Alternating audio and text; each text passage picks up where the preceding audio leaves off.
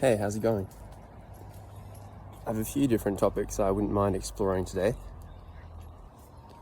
For example, how grace towards oneself, I believe, is a really great foundation for self-improvement and progress and all of that. And some tools kind of in the back of my mind that I've been experimenting with recently that I'd like to share. And I'd also like to share some thoughts on the topic of what is a meaningful life to me, from my perspective, because that's something that I was journaling on last night. And I was noticing how for me it ties into a topic of the finiteness of resources and how there's so much choice built into our life of spending your time on this or that, and what are you prioritizing and all of that, which can get pretty overwhelming, I think. So first things first, let's start with grace as a basis for self-improvement. It's kind of the lubricant, I guess, that makes progress possible, because when I say grace, I also mean like self-love and self-compassion, I think, in the face of self-criticism and all of that. Because if you approach self-improvement too brutally, I think, it can be like very disheartening, and that can mean that you don't have any like motivation to improve. And basically, I guess, if you think of it from another perspective, the whole basis of self-improvement is that you are something worth improving, and that means that on some level it has to be based in love for yourself.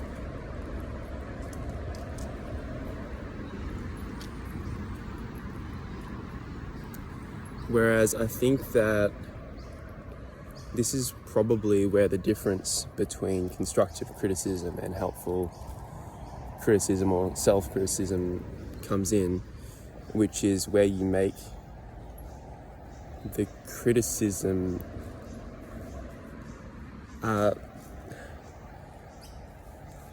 evidence for a shameful identity. So if the criticism says something like, it's to you, it says that you're a bad person, then there's no point in improving a bad person, because that person is bad, if you catch my drift. Just as I'm speaking about this, I'm noticing there's so much more I can say about this topic. But actually, I think that a big part of grace in this scenario is kind of a sense of realism, and I want to get into that a little bit more. And to expand on this point, I want to bring into the video a quote from, well, I don't know if it's a quote from somewhere else, but I got it from a YouTuber, Canadian sort of therapy YouTuber called Heidi Priebe, and the quote is, "Anyone else who had been given your physiology and who had been put in your situation, your life story from childhood to where you are now, would be exactly the same person that you are now. So that's one part of the sort of realism that I'm referring to, that grace can be founded on in this context of self-improvement. But there's also another one, which is simply that progress isn't always fast. So even if you have the intention to change away from certain ways of being that you currently have, you need to be able to love yourself despite that. Otherwise you won't be able to sustain the kind of subtle and progressive growth that's necessary. And that also means that having grace with yourself means that no action towards becoming the person that you want to become is too small. Because change is often built on small actions compounding over time. If you make a really tiny, small change,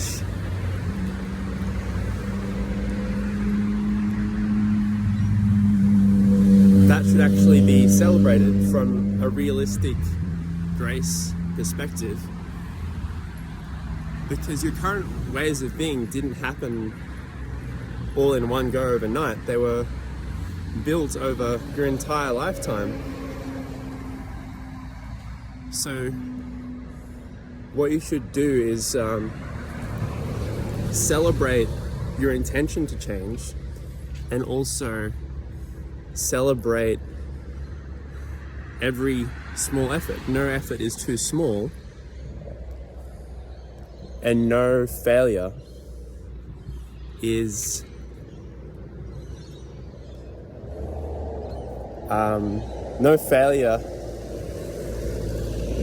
can ever make you a failure.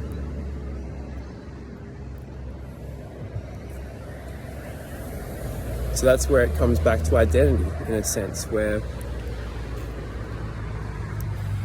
there has to be some kind of core of yourself that you truly love if you're to be able to improve yourself.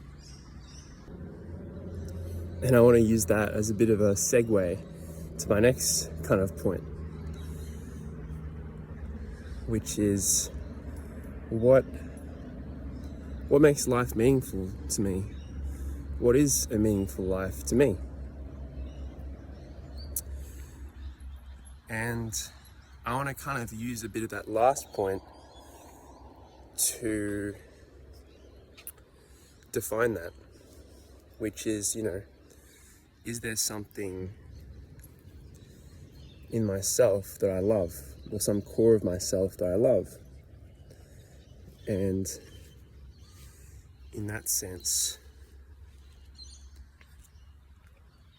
I want to define a meaningful life as whatever it is that resonates with that core of myself which I love.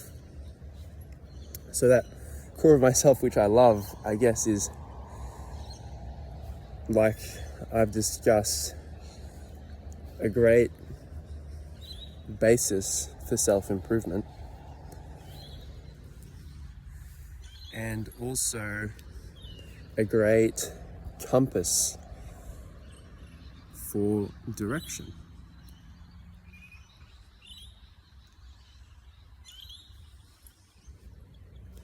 Because I've often asked myself the question, because over time I accumulate tools, useful schemas and processes to better to be more efficient, effective, had a greater capacity to achieve my goals, these kinds of things. But it can often be quite difficult for me to know which direction to apply these strategies, techniques, apply them to propel me in which direction, you know? And sometimes it kind of feels like I'm scattering myself in lots of directions, even though I might have some pretty good tools.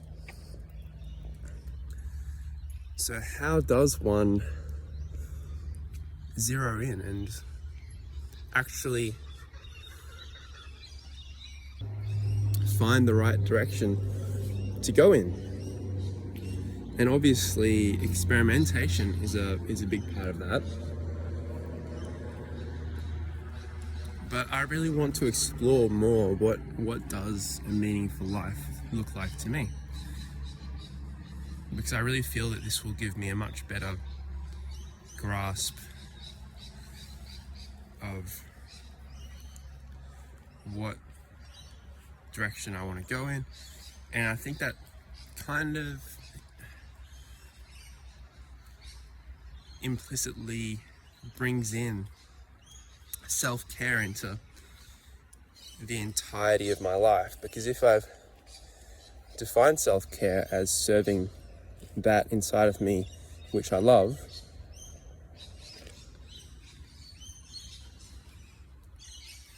then the entirety of self-improvement is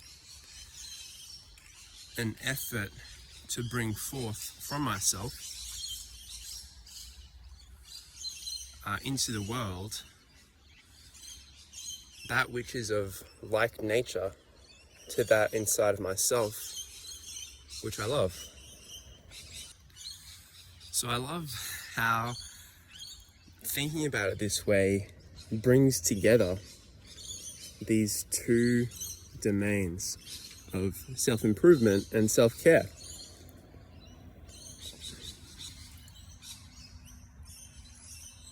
Because both of them are about protecting and expressing the values which are closest to your heart. But I think sometimes with self-improvement, it can get, very, how to say this, like,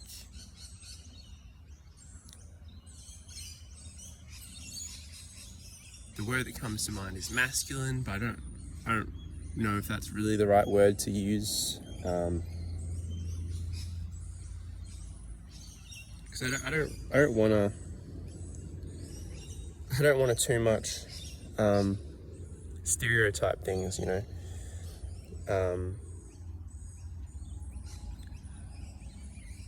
a lot of people who do really masculine things, have a really big heart.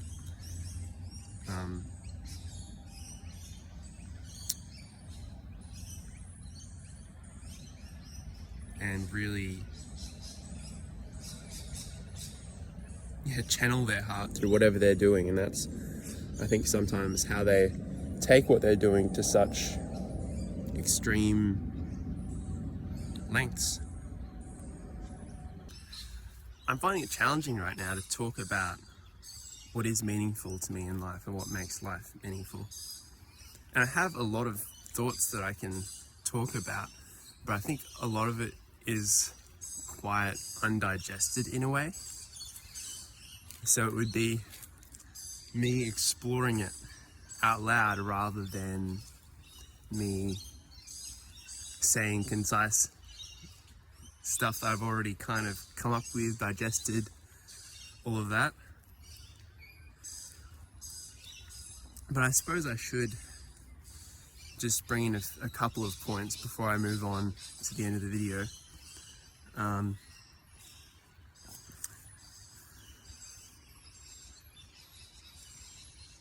I want to include that definitely looking after myself does make life meaningful. but as an extension of that, almost looking after other people. And that also makes life meaningful. But I really do feel like it's an extension of looking after myself. I don't really like to see it as too different from that. I'm sort of reminded as well of, I was looking for my dog's poo. I think he just dropped a doogie. I can't see it. Oh, there it is. I'll just pick that up. So where was I? Looking after people. Yeah.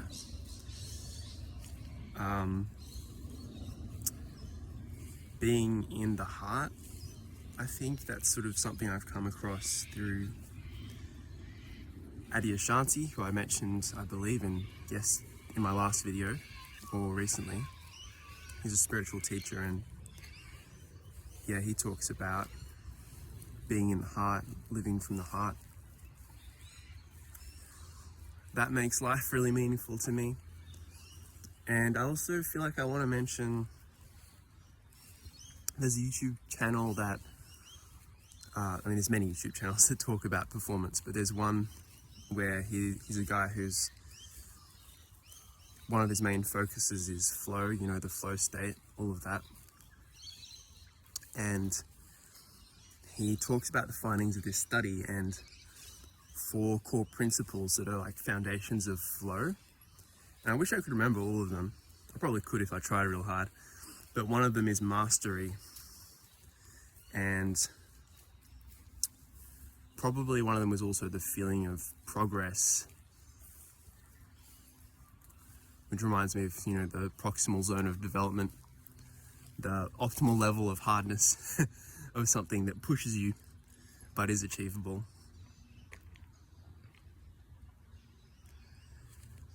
So the feeling that I'm really mastering something, and the feeling that I'm moving towards a meaningful direction that aligns, I guess, with that core value of looking after myself and others and all of that. So that's a little bit of some musings of my own about what makes life meaningful. Which brings me finally to, I'm trying to share some kind of actionable step or actionable steps at the end of my YouTube videos. So thanks, we'll do my little outro. Thanks for watching. I really appreciate it. And if you've gotten any value from this video or you liked it, chuck us a like, subscribe if you want to spend some more time with me. And yeah, actionable steps. Okay, so I actually have 3 actionable steps today, and I'd encourage you that you can do just the first one if you like, and then if you like you can do the second one and the third, so you can go as little or as much as you like. The first step is just, in one sentence, just write what makes life meaningful to you. And you go even smaller than that and just make it 1 dot point of like, what's one thing that makes life meaningful to me? And secondly, after you've done that, I'd encourage you to sort of brainstorm 5 dot points of how can I make my life more meaningful. So you've kind of defined a little bit, at least, what a meaningful life might be like, and then following that kind of feeling, what are 5 ways you could make your life more meaningful? Don't worry, you're not going to have to do all of these 5 things. And then third and final step,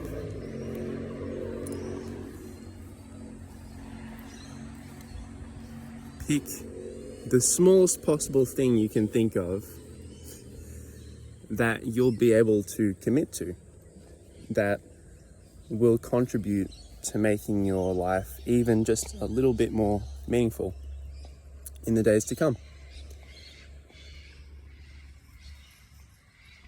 And I really want to stress here, because this I guess ties into our conversation about grace being the kind of the juice of self-improvement,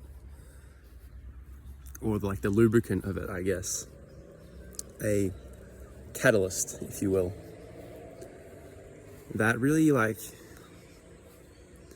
the five ideas you came up with first should probably serve as inspiration and maybe give you a new idea, or maybe you can pick one of them.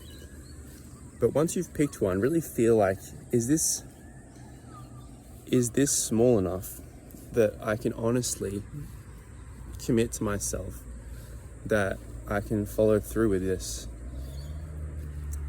And not to beat yourself up if you don't end up doing that, that's not the point, but I guess it's more productive not to overestimate what you can do and take the small wins one step at a time than to try to do as much as you can. Anyway, if you like, feel free to drop any of that into the comments, even if it's just one thing that makes life meaningful for you. And if you've made it this far in the video, thanks for sticking around, I guess, and I hope that I was able to provide you some kind of value, and I just want to wish you a really great day. Take care. Bye.